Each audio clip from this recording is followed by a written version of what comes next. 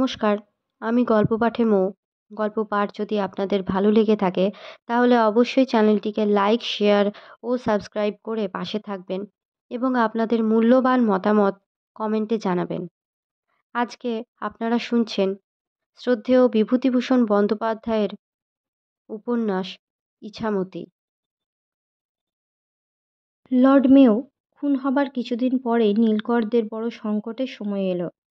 নীলকর সাহেবদের ঘন ঘন বৈঠক বসতে লাগলো। ম্যাজিস্ট্রেট সাহেব নিজের আরদালি পাঠিয়ে যখন তখন পরোয়ানা জারি করতে লাগলেন। রাজারাম ঘোড়ায় করে যাচ্ছিলেন নীলকুঠির দিকে। রামকানাই কবিরাজ একটা গাছের তলায় দাঁড়িয়ে আছেন। বললেন, একটু দাঁড়াবেন দেওয়ানবাবু? রাজারাম ভ্রু কুঞ্চিত করে বললেন, কি? একটু দাঁড়ান, একটা কথা শুনুন। আপনি আর এগোবেন না। কান শোনার বাগদিরা দল বেঁধে দাঁড়িয়ে আছে ষষ্ঠীতলার মাঠে। আপনাকে মারবে, লাঠি নিয়ে তৈরি আছে। আমি জানি কথাটা, তাই বললাম। অনেকক্ষণ থেকে আপনার জন্যই দাঁড়িয়ে আছি। কে কে আছে দলে? তা জানি নে বাবু, আমি গরিব লোক।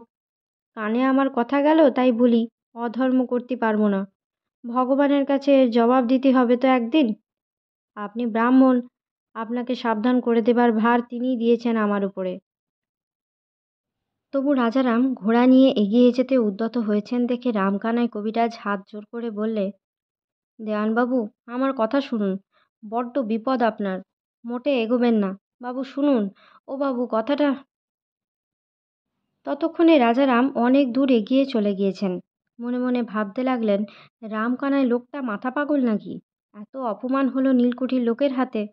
তিনি তার মূল, অথচ কি মাথা ব্যথা ওর পড়েছিল তাকে সাবধান করে দিতে। মিথ্যে কথা সব। ষষ্ঠীতলার মাঠে তার ঘোড়া পা দেওয়ার সঙ্গে সঙ্গে বিপদ শুরু হলো। মস্ত বড় একটি দল লাঠি সোঁটা নিয়ে তাকে চারিদিক থেকে ঘিরে ফেললে। রাজারাম দেখলেন এদের মধ্যে বাঁধালের দাঙ্গায় নিহত রামু বাগদির বড় ছেলে হারু আর তার শালা নারায়ণ বড় সর্দার। পলকে প্রলয় ঘটল। একদল চেঁচিয়ে হেঁকে বললে, ও বেটা, নাম এখানে। আজ তোরে আর ফিরে যেতে হবে না। নারায়ণ বললে, ও বেটা সাহেবের কুকুর, তোর মুন্ডু নিয়ে আজ ষষ্ঠীতলার মাঠে ভাঁটা খেলবো দেখ। অনেকে একসঙ্গে চেঁচিয়ে বললে, অত কথায় দরকার কি? ঘাড় ধরে নামা। নেমিয়ে নিয়ে বুকে হাঁটু দিয়ে ঝেঁকে বসে কাতানের কোপে মুন্ডুটা উড়িয়ে দে। হারু বললে, তোরা সর, মুই দেখি। মোর বাবারে এই শালা ঠেগিয়ে মেরল লেঠেল পেটিয়ে। একজন বললে, তোর সেই রসিক বাবা কোথায়? তাকে ডাক, সে এসে তোকে বাঁচাক। জমালয়ে যে এক্ষুনি যেতে হবে বাছাধন। সাঁই করে একটা হাত সরকি রাজারামের বাঁ দিকের পাঁজরা ঘেঁষে চলে গেল। রাজারামের ঘোড়া ভয় পেয়ে ঘুরে না দাঁড়ালে সেই ধাক্কাতেই রাজারাম কাবার হয়েছিলেন। তার মাথা তখন ঘুরছে। চিন্তার অবকাশ পাচ্ছেন না। চোখে সর্ষের ফুল দেখছেন। নারকোল গাছে যেন ঝড় বাঁধছে, কি যেন সব হচ্ছে তার চারিদিকে। রামকানাই কবিরাজ গেল কোথায়? রামকানাই! তার মাথায় একটা লাঠির ঘা লাগলো। মাথাটা ঝিমঝিম করে উঠল। আবার তার বাঁ দিকের পাঁজরে খুব ঠান্ডা তীক্ষ্ণ স্পর্শ অনুভূত হলো। কি হচ্ছে তার? এত জল কোথা থেকে আসছে? কে একজন যেন বললে, শালা, রামুর কথা মনে পড়ে? রাজারাম হাত উঠিয়েছেন সামনের একজনের লোকের লাঠি আটকাবার জন্য। এত লোকের লাঠি তিনি ঠেকাবেন কি করে? এত জল এলো কোত্থেকে? অতি অল্পক্ষণের জন্যে একবার চেয়ে দেখলেন নিজের কাপড়ের দিকে। সঙ্গে সঙ্গে রাজারামের যেন বমির ভাব হলো। খুব জ্বর হলে যেমন মাথা ঘোরে, দেহ দুর্বল হয়ে বমির ভাব হয়, তেমনি পৃথিবীটা যেন বনবন করে ঘুরছে। তিলুর সুন্দর খোকাটা দূর মাঠের উপরান্তে বসে যেন আনমনে হাসছে। কেমন হাসে? রাজারাম আর কিছু জানেন না। চোখ বুজে এলো। অমাবস্যার অন্ধকার নেমে এসেছে গোটা দুনিয়াটায়। রামকানাই কবিরাজের ভীত ও আকুল আবেদনে সন্ত্রস্ত গ্রামবাসীরা যখন লাঠি সোঁটা নিয়ে দৌড়ে গেল ষষ্ঠীতলার মাঠে, তখন রাজারামের রক্তাপ্লুত দেহ ধুলোতে লুটিয়ে পড়ে আছে। দেহে প্রাণ নেই। বছরখানেক পরে রাজারামের খুন হওয়ার পর এই অঞ্চলে যে হইচই হয়েছিল দিনকতক তা থেমে গিয়েছে। রাজারামের পরে জগদম্বা সহমরণে যাবার জন্য জিদ ধরেছিলেন। তিলু, বিলু ও নীলু অনেক বুঝিয়ে তাকে নিবৃত্ত করে, কিন্তু তিনি বেশি দিন বাঁচেননি। ভেবে ভেবে কেমন মাথা খারাপ হয়ে গিয়েছিল। তার এ অবস্থায় খুব সেবা করেছিল 3 ননদে মিলে। গত দুর্গোৎসবের পর 3 দিনের মাত্র জ্বর ভোগ করে জগদম্বা কদমতলার শ্মশানে স্বামীর চিতার পাশে স্থান গ্রহণ করেছেন। নিঃসন্তান রাজারামের সমুদয় সম্পত্তির এখন তিলুর খোকাই উত্তরাধিকারী। গ্রামের সবাই এদের অনুরোধ করেছিল রাজারামের পৈতৃক ভিটেতে উঠে গিয়ে বাস করতে। কেন ভবানী বাড়ুর যে রাজি হননি তিনিই জানেন। অতএব রাজারাম প্রদত্ত সেই এক টুকরো জমিতে, সেই খড়ের ঘরেই ভবানী এখনো বাস করছেন। অবশেষে একদিন তিলু স্বামীকে কথাটা বললে। ভবানী বললেন, তিলু, তুমিও কেন এই অনুরোধ করো? কেন বলুন বুঝিয়ে, কেন বাস করবেন না আপনার নিজের শ্বশুরের ভিটেতে? না, আমার ছেলে ওই সম্পত্তি নেবে না।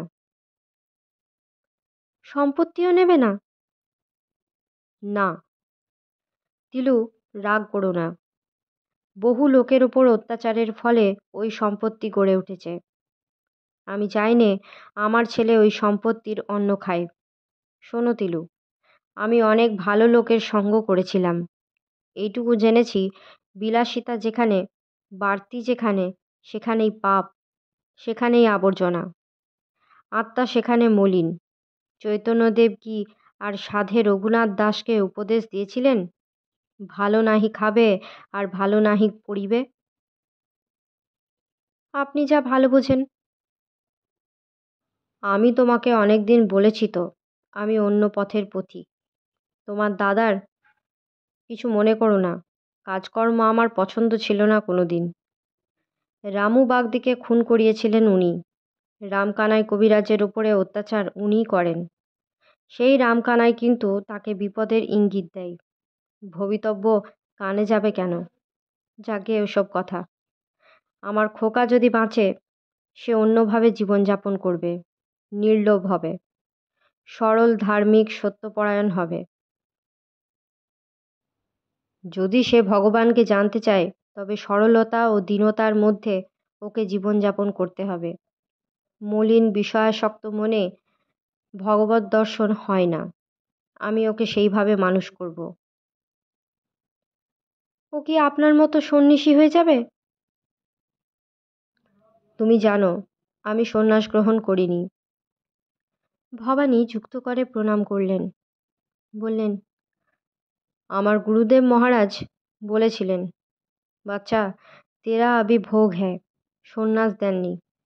তিনি আমার ভবিষ্যৎ দেখতে পেয়েছিলেন ছবির মতো।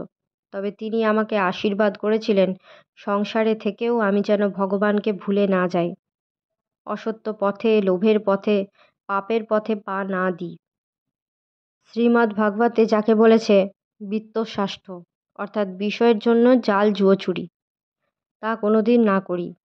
আমার ছেলেকে আমি সেই পথে পা দিতে এগিয়ে ঠেলে দেব? তোমার দাদার সম্পত্তি ভোগ করলে তাই হবে। তবে কি হবে দাদার সম্পত্তি? কেন, তুমি? আমার ছেলে নেবে না, আমি নেব? আমাকে কি যে ভেবেছেন আপনি? তবে তোমার 2 বোন? তাদেরই বা কেন ঠেলে দেবেন বিষয়ের পথে? যদি তারা চায়?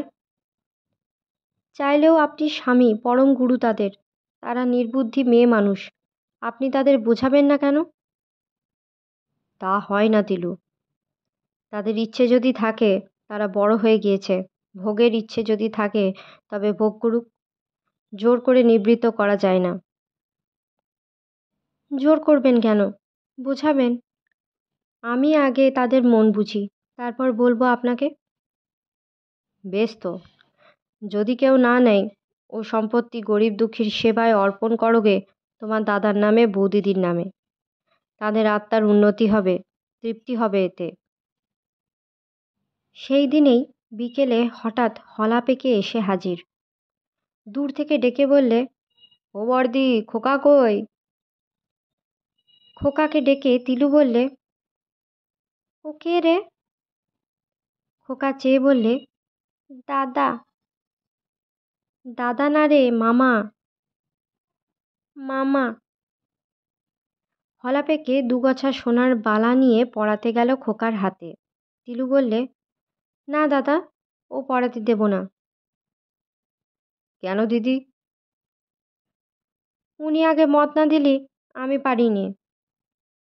সেবারেও নিতে দাওনি, এবার না নিলি মোর মনে কষ্ট হবে না দিদিমণি? তা কি করব দাদা, ওসব তুমি আনো কেন? ইচ্ছা করে তাই আনি। খোকন, তোর মামাকে তুই ভালোবাসিস? খোকা বিস্ময়ের দৃষ্টিতে হলা পেকের মুখের দিকে চেয়ে বললে, হ্যাঁ। কতখানি ভালোবাসিস? আটখানা। একখানা ভালোবাসিস? বেশ তো। খোকা এবার হাত বাড়িয়ে হলা পেকের বালা দুটো দুহাতে নিলে। হলা পেকে হাততালি দিয়ে বললে, ওই দেখো, ও নিয়েছে। খোকামণি পড়বে বালা, তুমি দেবা না, বুঝলে না? ঠিক এই সময় ভবানী বাড়ুজ্যে বাড়ির মধ্যে ঢুকে হলা পেকেকে দেখে বলে উঠলেন, আরে তুমি কোথা থেকে? হলা পেকে উঠে ভবানীকে সাষ্টাঙ্গে প্রণাম করলে। ভবানী হেসে বললেন, খুব ভক্তি দেখছি যে, এবার কিরকম আদায় উসুল হলো? ও কি, ওর হাতে ও বালা কিসের? তিলু বললে, হলা দাদা খোকনের জন্যে এনেছে। হলা পেকের মুখ শুকিয়ে গেল। তিলু হেসে বললে, শোনো তোমার খোকার কথা। হ্যাঁ রে, তোর মামাকে কতখানি ভালোবাসিস রে? খোকা বললে, আটখানা। তুই বুঝি বালা নিবি? হ্যাঁ। ভবানী বাড়ুজ্যে বললেন, না না, বালা তুমি ফেরত নিয়ে যাও, ও আমরা নেব কেন? হলা পেকে ভবানীর সামনে কথা বলতে সাহস পেলে না, কিন্তু তার মুখ ম্লান হয়ে গেল। তিলু বললে, আহা, দাদার বড় ইচ্ছে, সেবারও এনেছিল, আপনি নেননি, ওর অন্নপ্রাশনের দিন। ভবানী বললেন, আচ্ছা, তুমি এসব কেন নিয়ে এসে বিপদে ফেলো বলো তো? হলা পেকে নিরুত্তর, বোবার শত্রু নেই। যাও, রেখে দাও এ যাত্রা, কিন্তু আর কখনো কিছু। হলা পেকের মুখ আনন্দে উজ্জ্বল দেখালো। সে ভবানীর পায়ের ধুলো নিয়ে বললে, আচ্ছা, আর মুই আনছি নে কিছু, মোর আক্কেল হয়ে গিয়েছে। তবে এ সে জিনিস নয়, এ আমার নিজের জিনিস। ভবানী বললেন, আক্কেল তোমাদের হবে না, আক্কেল হবে মোলে। বয়স হয়েছে, এখনো কুকাজ কেন? পরকালের ভয় নেই? তিলু বললে, এখন ওকে বকাঝকা করবেন না, ওর মুখ খিদেতে শুকিয়ে গিয়েছে। এসো তুমি দাদা রান্নাঘরের দিকে। হলা পেকে সাহস পেয়ে রান্নাঘরের দাওয়ায় উঠে গিয়ে বসল তিলুর পিছু পিছু।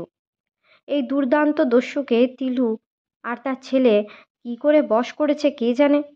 পোষা কুকুরের মতো সে দিব্যি তিলুর পেছনে পেছনে ঘুরতে লাগলো সসংকোচ আনন্দে।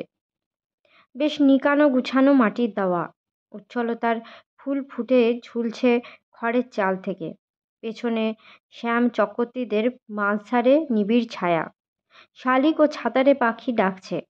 একটা বসন্ত বৌরি উড়ে এসে বাঁশ গাছের কঞ্চির ওপরে দোল খাচ্ছে।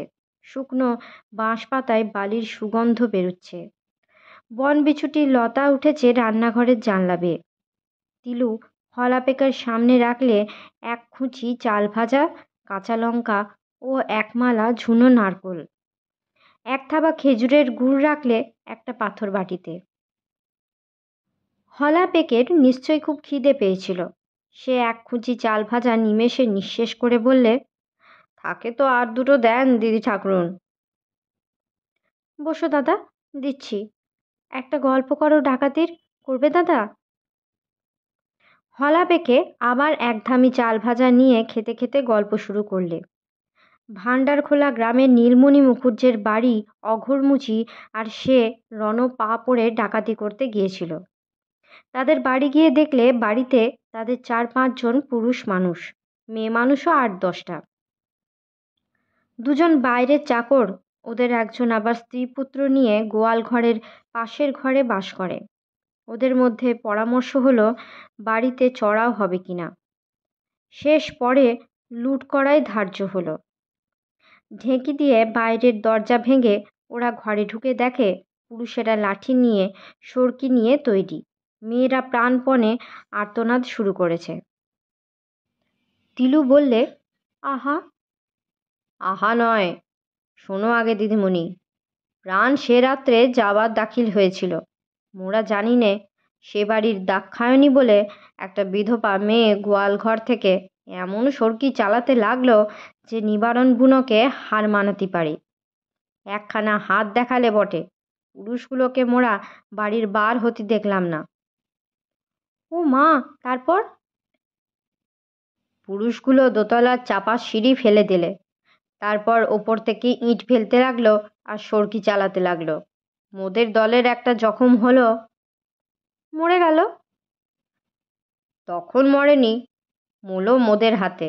যখন দাক্ষায়ণী অসম্ভব সরকি চালাতে লাগলো, মোরা দেখলাম ফাঁকা জায়গায় দাঁড়ালি মোরা দাঁড়িয়ে মরবো সব কটা। তখন মুখে ঝম্প ভাজিয়ে দিলাম। সে আবার কি? এমন শব্দ করলাম যে মেয়ে মানুষের পেটের ছেলে পড়ে যায়। করবো, শোনাবা? না থাক, খোকা ভয় পাবে। পুরুষ কটা যাতে ছাদ থেকে নামতে না পারে সে ব্যবস্থা করলাম। সাপের জীবের মতো লিকলিকে সরকির ফলা একবার এগোয় আর একবার পেছোয়। এক এক টানে এক একটার ভুঁড়ি ফসকে দেওয়া যাচ্ছে। ওদের 3-4টে জখম হলো। মোদের তখন গাঁয়ের লোক ঘিরে ফেলেছে, পালাবার পথ নেই। ওদিকে দাক্ষায়ণী গোয়াল ঘর থেকে সরকি চালাচ্ছে, অঘোর পালাবার ইশারা করলে। কিন্তু তখন পালাই মোরা কোন রাস্তা দিয়ে? তখন মোদের শেষ অস্ত্র চালালাম। 2 হাত্তা বলে লাঠির মার চালিয়ে তামেচা বাহেরা চির ঠিক রেখে পন পন করে কুমোরের চাকের মতো ঘুরতে ঘুরতে ভিড় কেটে বার হয়ে এসে পথ করে দিই দলের সবাইকে। মোদের দলের যে লোকটা জখম হইল তার মুন্ডুটা কেটে নিয়ে সরে পড়ি। আহা, লোকটার নাম বংশীধর সর্দার, ভারী সরকিবাজ ছিল। সে আবার কি কথা? নিজেরা মারলে কেন? না মারলে শনাক্ত হবে লাশ দেখে, বেঁচে থাকে তো দলের কথা ফাঁস করে দেবে। কি সর্বনাশ! সর্বনাশ হতো আর একটু হলি, তবে খুব পালিয়ে এলাম। সোনার গহনা লুট করলাম 30 ভরি। কি করে, কোথা থেকে নিলে? মেয়ে মানুষদের তো উপরের ঘরে নিয়ে চাপা সিঁড়ি ফেলে দিল। তার আগে কাজ হাসিল হয়েছে। ডাকাতি করতে গেলে কি বিলম্ব করলি চলে? যেমন দেখা অমনি গয়না ছিনিয়ে নেওয়া, তারপর যত খুশি চেঁচাও না, সারা রাত্রির পড়ে আছে তার জন্যই। এরকম করো না দাদা, বড্ড পাপের কাজ। এ ভাত তোমাদের মুখে যায়, কত লোকের চোখের জল না মিশে আছে ওই ভাতের সঙ্গে। ছি ছি, নিজের পেটে খেলেই হলো। হলা পেকে খানিকটা চুপ করে থেকে বললে, পাপুনির কথা বলবেন না, ও আমাদের হয়ে গিয়েছে। সে রাজাও নেই, সে দেশও নেই, জানো তো, ছড়া গাইতাম আমরা ছেলেবেলায়। ধন্য রাজা সীতারাম বাংলা বাহাদুর, যার বলেতে চুরি ডাকাতি হয়ে গেল দূর।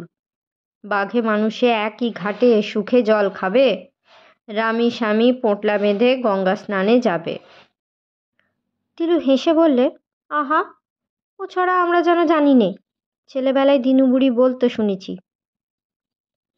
জানবা না কেন? সীতারাম রাজা ছিল নলদি পরগনার, মাসুদপুর হলো তাঁর কেল্লা। মোর মামার বাড়ি ছিল হরিহরনগর, মাসুদপুরীর কাছে। মুই সীতারামের কেল্লার ভাঙা ইট পাথর, সীতারামের দিঘি, তার নাম সুখসাগর, ওসব দেখেছি। এখন অরণ্যি বিজেবন, তার মধ্যে বড় বড় সাপ থাকে, বাঘ থাকে।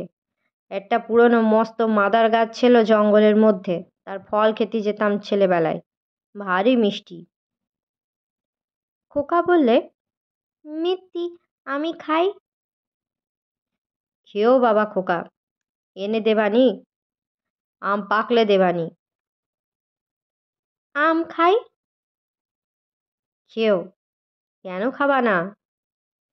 ভবানী বাবু যে স্নান করে আহ্নিক করতে বসলেন। তিলু দু চারখানা শশা কাটা, আধমালা নারকোল কোড়া ও খানিকটা খেজুরের গুড় তার জন্যে ও ঘরে রেখে এলো। হলা পেকে 1 কাঠা চালের ভাত খেলে ভবানীর খাওয়ার পরে, খেতেও পারে। ডাল খেলে একটি গামলা। খেয়ে দে সে কিছুক্ষণ বিশ্রাম করতে লাগলো। কিছুক্ষণ পরে একটা কান্নাকাটির শব্দ পাওয়া গেল মুখুজ্জে পাড়ার দিকে। তিলু হলা পেকের দিকে তাকিয়ে বললে, দেখে এসো তো পেকেদা, কে কাঁদছে? ভবানীও তাড়াতাড়ি দেখতে গেলেন এবং কিছুক্ষণ পরে ফিরে এসে বললেন, ফণি কাকার বড় জ্যাঠাই জাহাজডুবি হয়ে মারা গিয়েছেন, গণেশ খবর নিয়ে এলো। তিলু বললে, ও মা, সে কি জাহাজডুবি? হ্যাঁ, স্যার জন লরেন্স বলে একখানা জাহাজ। জাহাজের আবার নাম থাকে বুঝি? থাকে বই কি, তারপর শোনো, সেই স্যার জন লরেন্স জাহাজ ডুবেছে সাগরে, পুরীর পথে, বহু লোক মারা গিয়েছে। ওগো, এ গায়েরই তো লোক রয়েছে 7-8 জন। টগর কুমোরের মা, পেঁচো গয়লার শাশুড়ি, আর বিধবা বড় মেয়ে খেন্তি, সাজু সর্দারের মা, নীলমণি কাকার বড় বৌদিদি। আহা, পেঁচো গয়লার মেয়ে খেন্তির ছোট ছেলেটা সঙ্গে গিয়েছে মায়ের, 7 বছর মাত্র বয়স। গ্রামে সত্যি একটা কান্নার রোল পড়ে গেল।